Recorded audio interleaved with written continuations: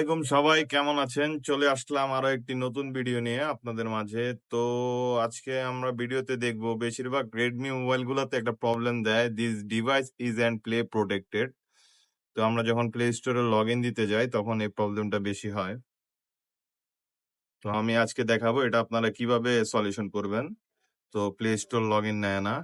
তো এটা সলিউশনের জন্য সম্পূর্ণ ভিডিও দেখার অনুরোধ রইল এবং ভিডিওর সাথেই থাকবেন। তো সর্বপ্রথম আমরা চলে যাব।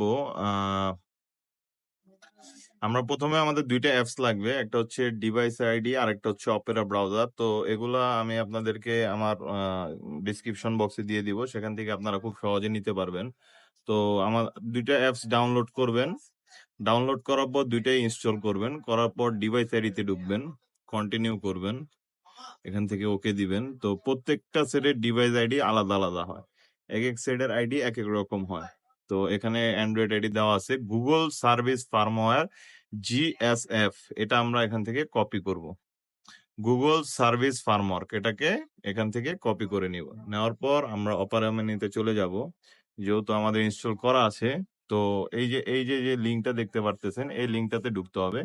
এই লিঙ্ক আমি আমার ডিসক্রিপশন বক্সে আপনাদেরকে দিয়ে দিব। তো এখানে একটা জিমেল লগ ইন দিবেন।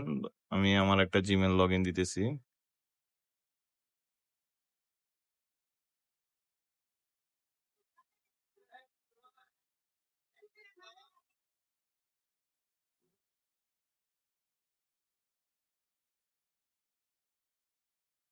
যখনই আপনি জিমেলটা লগ ইন করবেন, তো এখানে ডিভাইস রেজিস্ট্রেশন নামে একটা অপশন আসবে, এখানে আসবেন।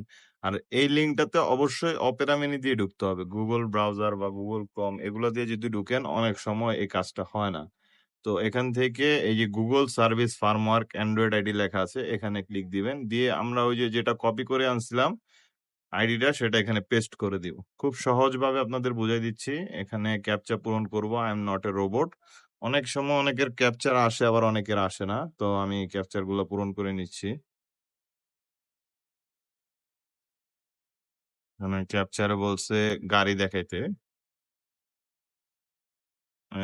ক্যাপচার পূরণ হয়ে যাওয়ার পর আমরা এখান থেকে রেজিস্টারে ক্লিক করব। নিচে লেখা উঠছে হ্যাঁ, device register ID convert.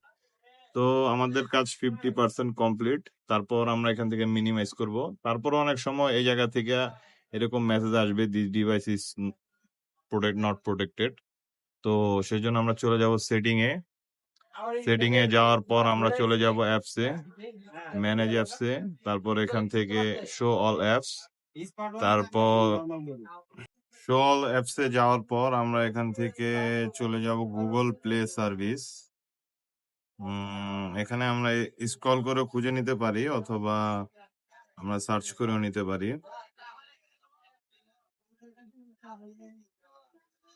Google play service, এখানে যাব, ক্লিয়ার ডাটা, ম্যানেজ স্পেস। তারপর এখান থেকে ক্লিয়ার ডাটা ম্যানেজ স্পেসে যাব, ক্লিয়ার অল ডাটা করে দিব। স্টোরেজে যাব, ক্লিয়ার ডাটা করে দিব।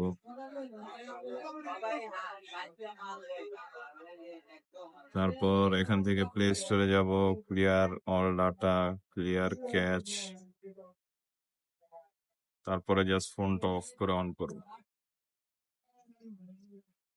তারপর যখন ডিভাইস চালু হবে তখন আমরা প্লে স্টোরে চলে যাব, সাইন ইন অপশনে ক্লিক করব।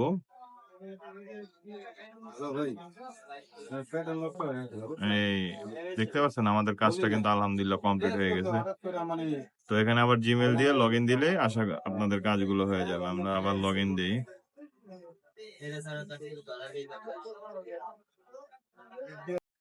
তো দেখতে পাচ্ছেন যে আমাদের আইডি লগ ইন হয়ে গেছে। এই সমস্যাটা দ্বিতীয়বার আসবে না। তো এরকম আরো ইনফরমেটিভ ভিডিও পেতে চাইলে অবশ্যই আমার চ্যানেলের সাথে থাকবেন।